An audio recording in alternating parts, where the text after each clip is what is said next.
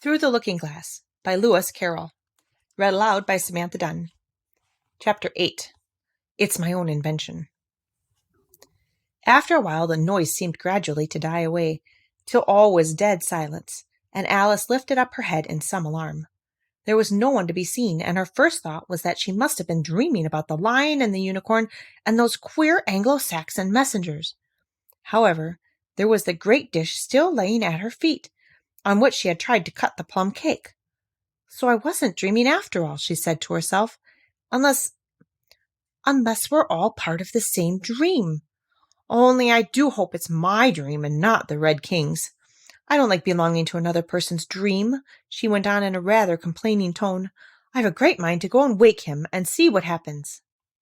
At this moment her thoughts were interrupted by a loud shouting of, "Ahoy! Ahoy! Check!"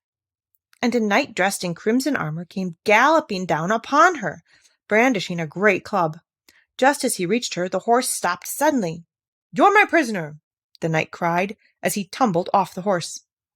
Startled as she was, Alice was more frightened for him than for herself at the moment, and watched him with some anxiety as he mounted again. As soon as he was comfortably in the saddle, he began once more. "You're my—" But here another voice broke in. "Ahoy! Ahoy! Check!" And Alice looked round in some surprise for the new enemy. This time it was a white knight. He drew up at Alice's side and tumbled off his horse just as the red knight had done. Then he got on again, and the two knights sat and looked at each other for some time without speaking. Alice looked from one to the other in some bewilderment. "She's my prisoner, you know," the red knight said at last. "Well, yes, but then I came in and rescued her," the white knight replied. "Well, we must fight for her then," said the red knight, as he took up his helmet, which hung from the saddle and was something in the shape of a horse's head, and put it on. "You will observe the rules of battle, of course," the white knight remarked, putting on his helmet too.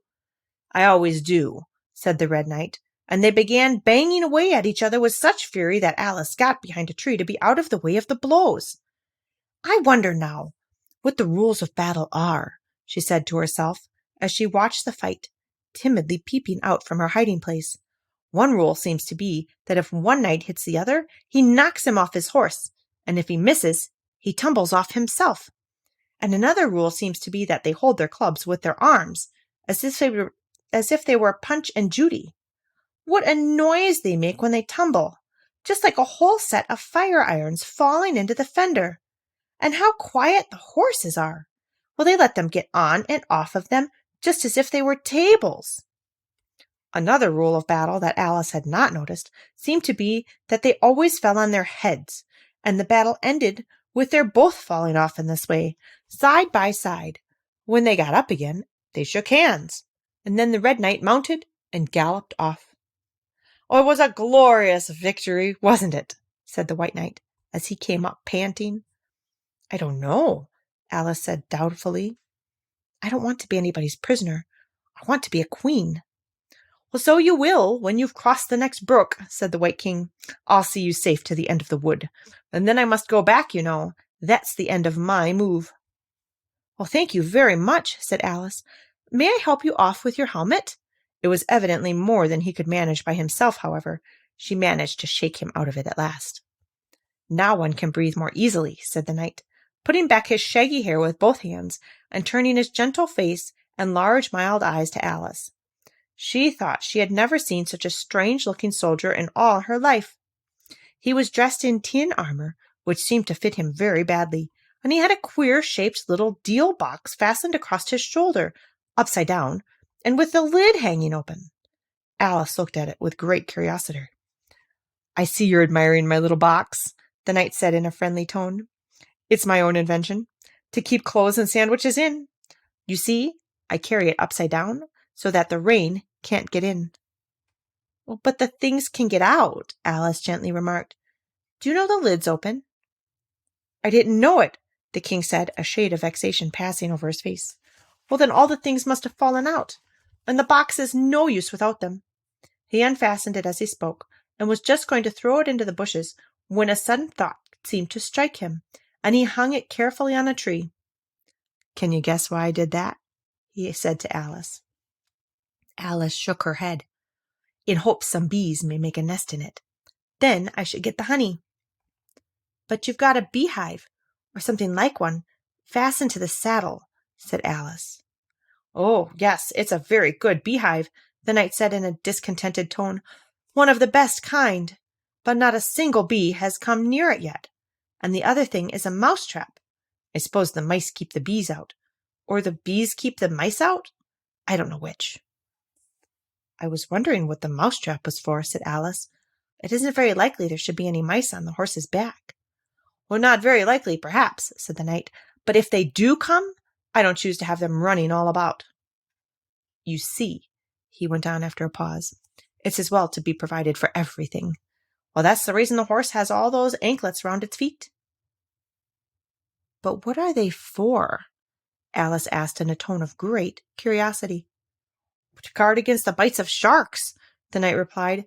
"It's an invention of my own. And now help me on. I'll go with you to the end of the wood. What's the dish for?" "It's meant for plum cake," said Alice.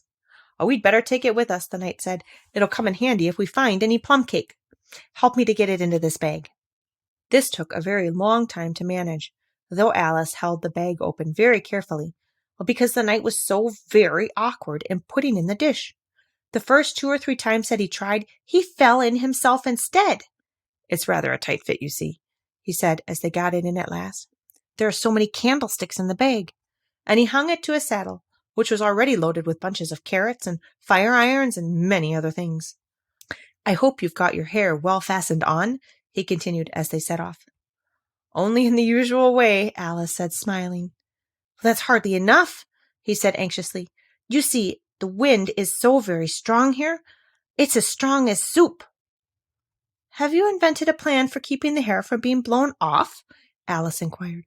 "Not yet," said the knight, "but I've got a plan for keeping it from falling off." "I should like to hear it very much." "First, you take an upright stick," said the knight. "Then you make your hair creep up it, like a fruit tree. Now, the reason hair falls off is because it hangs down. Things never fall upwards, you know. It's a plan of my own invention. You may try it if you like." It didn't sound a very comfortable plan, Alice thought, and for a few minutes she walked on in silence, puzzling over the idea and every now and then stopping to help the poor knight, who certainly was not a good rider.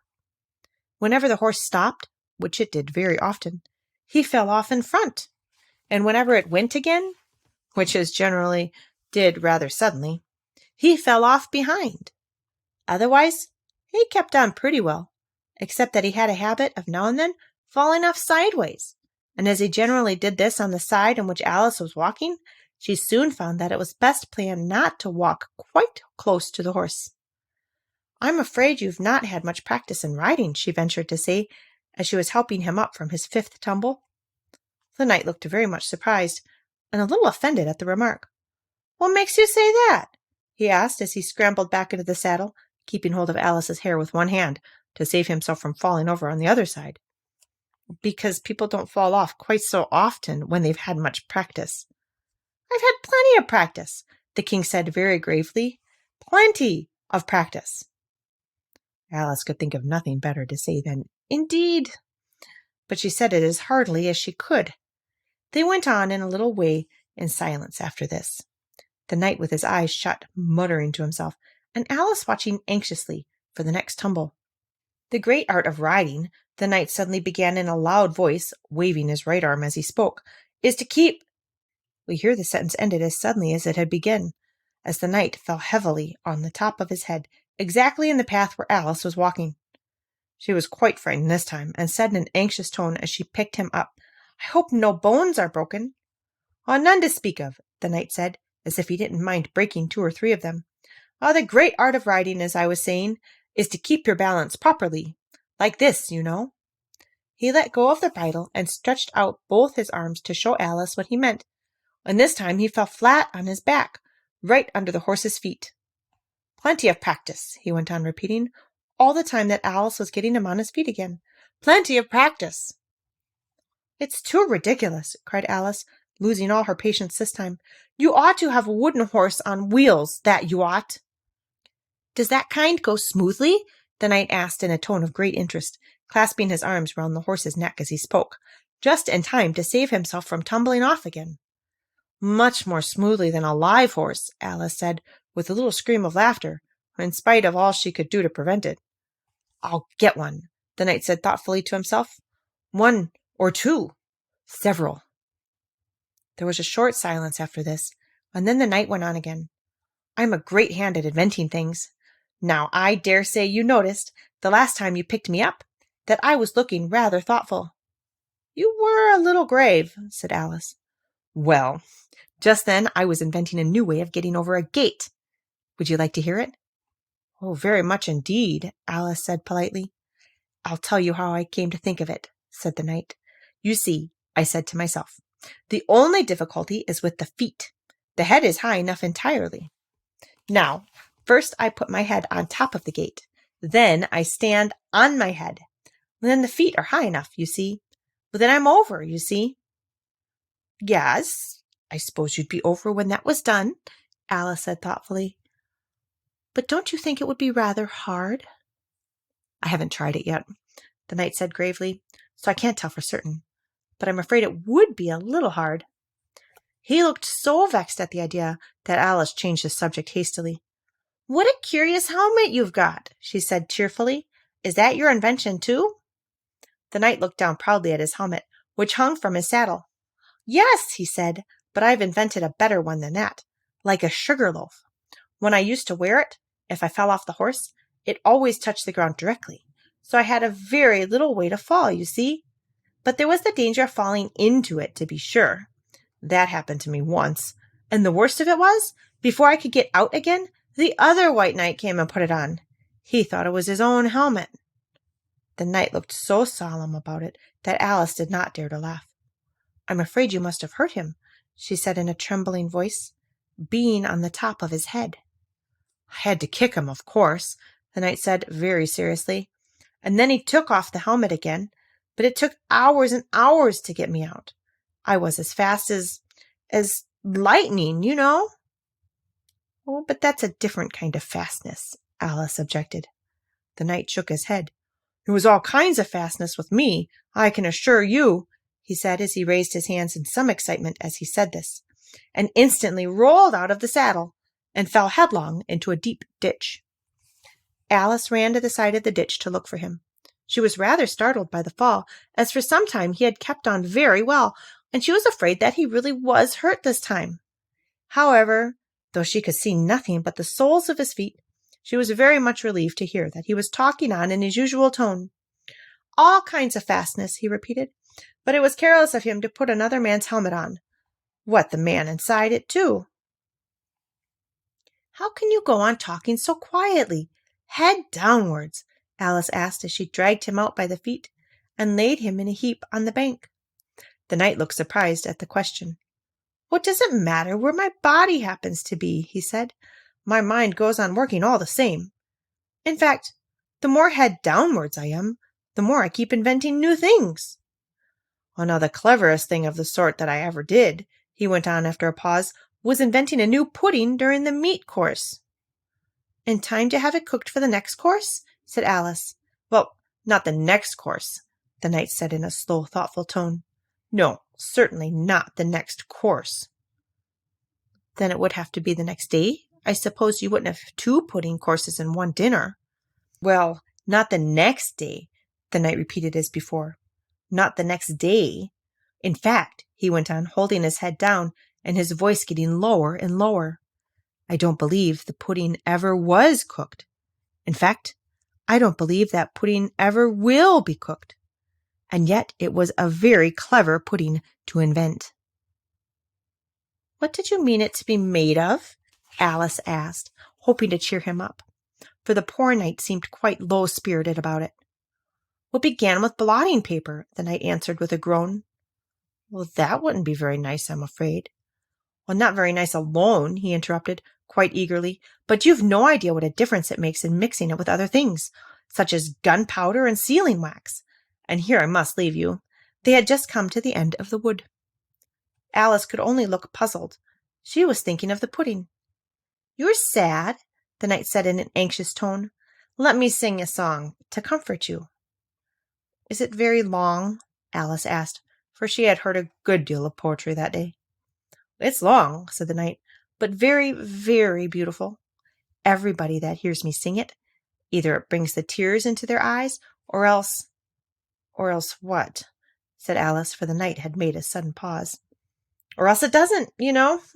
The name of the song is called Haddock's Eyes." "Oh, well, that's the name of the song, is it?" Alice said, trying to feel interested. "No, you don't understand," the knight said, looking a little vexed. "That's what the name is called. The name really is The Aged Man." "Then I ought to have said, that's what the song is called?" Alice corrected herself. "No, you oughtn't. That's quite another thing. The song is called Ways and Means, but it's only what it's called, you know." "Well, what is the song, then?" said Alice, who was by this time completely bewildered. "I was coming to that," the knight said. "The song really is A Sitting on a Gate, and the tune's my own invention." So saying, he stopped his horse and let the reins fall on its neck. Then, slowly beating time with one hand, and with a faint smile lighting up his gentle, foolish face, as if he enjoyed the music of his song, he began. Of all the strange things that Alice saw on her journey through the looking-glass, this was the one that she always remembered most clearly. Years afterwards, she could bring the whole scene back again, as if it had been only yesterday. The mild blue eyes and kindly smile of the knight, the setting sun gleaming through his hair and shining on his armor in a blaze of light that quite dazzled her. The horse quietly moving about, with the reins hanging loose on his neck, cropping the grass at her feet, the black shadows of the forest behind. All this she took in like a picture, as, with one hand shading her eyes, she leaned against a tree, watching the strange pair and listening, in a half-dream, to the melancholy music of the song. "But the tune isn't his own invention," she said to herself. "It's I give thee all, I can no more." She stood and listened very attentively, but no tears came into her eyes. "I tell thee everything I can, there's little to relate. I saw an aged man, a-sitting on a gate. 'Who are you, aged man?' I said, 'and how is it you live?' And his answer trickled through my head like water through a sieve. He said, 'I look for butterflies that sleep among the wheat. I make them into mutton pies and sell them in the street. I sell them unto men,' he said, 'who sail on stormy seas. And that's the way I get my bread. A trifle, if you please. But I was thinking of a plan to dye one's whiskers green, and always use so large a fan that they could not be seen. So, having no reply to give to what the old man said, I cried, 'Come, tell me how you live,' and thumped him on the head. His accents mild took up the tale. He said, 'I go my ways, and when I find a mountain rill, I sit it in a blaze. And thence they make a stuff they call Rollon's Macassar oil. Yet 2 pence halfpenny is all they give me for my toil. But I was thinking of a way to feed oneself on batter, and so go on from day to day, getting a little fatter.' I shook him well from side to side until his face was blue. 'Come, tell me how you live,' I cried, 'and what it is you do.' He said, 'I hunt for haddock's eyes amid the heather bright, and work them into waistcoat buttons in the silent night. And those I do not sell for gold or coin or silvery shine, but for a copper halfpenny, and that will purchase 9. I sometimes dig for buttered rolls, or set limed twigs for crabs. I sometimes search the grassy knolls for wheels of Hansom cabs. And that's the way,' he gave a wink, 'by which I get my wealth. And very gladly will I drink your honour's noble health.' I heard him then, for I had just completed my design, to keep the Menai bridge from rust by boiling it in wine. I thanked him for much, telling me the way he got his wealth, but chiefly for his wish that he might drink my noble health. And now if e'er a chance I put my fingers into glue, or madly squeeze a right-hand foot into a left-hand shoe, or if I drop upon my toe a very heavy weight, I weep, for it reminds me so of that old man I used to know, whose look was mild, whose speech was slow, whose hair was whiter than the snow, whose face was very like a crow, with eyes like cinders all aglow, who seemed distracted with his woe, who rocked his body to and fro, and muttered mumblingly and low, as if his mouth were full of dough, who snorted like a buffalo that summer evening long ago, a-sitting on a gate. As the knight sang the last words of the ballad, he gathered up the reins and turned his horse's head along the road by which they had come. "You've only a few yards to go," he said, "down the hill and over that little brook, and then you'll be a queen. But you'll stay and see me off first?" he added as Alice turned with an eager look in the direction to which he pointed. "I shan't be long. You'll wait and wave your handkerchief when I get to that turn in the road. I think it'll encourage me, you see." "Of course I'll wait," said Alice. "And thank you very much for coming so far, and for the song. I liked it very much." "I hope so," the knight said doubtfully. "But you didn't cry so much as I thought you would." So they shook hands, and then the knight rode slowly away into the forest. "It won't take long to see him off, I expect," Alice said to herself as she stood watching him. "There he goes, right on his head as usual. However, he gets on again pretty easily. That comes of having so many things hung round the horse." So she went on talking to herself as she watched the horse walking leisurely along the road, and the knight tumbling off, first on one side and then the other. After the fourth or fifth tumble, he reached the turn, and then she waved her handkerchief to him and waited till he was out of sight. "I hope it encouraged him," she said, as she turned to run down the hill. "And now for the last brook, and to be a queen! How grand it sounds!" A very few steps brought her to the edge of the brook. "The 8th square at last!" she cried, as she bounded across, and threw herself down to rest on a lawn as soft as moss, with little flower beds dotted about it here and there. "Oh, how glad I am to get here! And what is this on my head?" she exclaimed in a tone of dismay as she put her hands up to something very heavy and fitted tight all round her head. "But how can it have got there without my knowing it?" she said to herself as she lifted it off and set it upon her lap to make out what it could possibly be. It was a golden crown.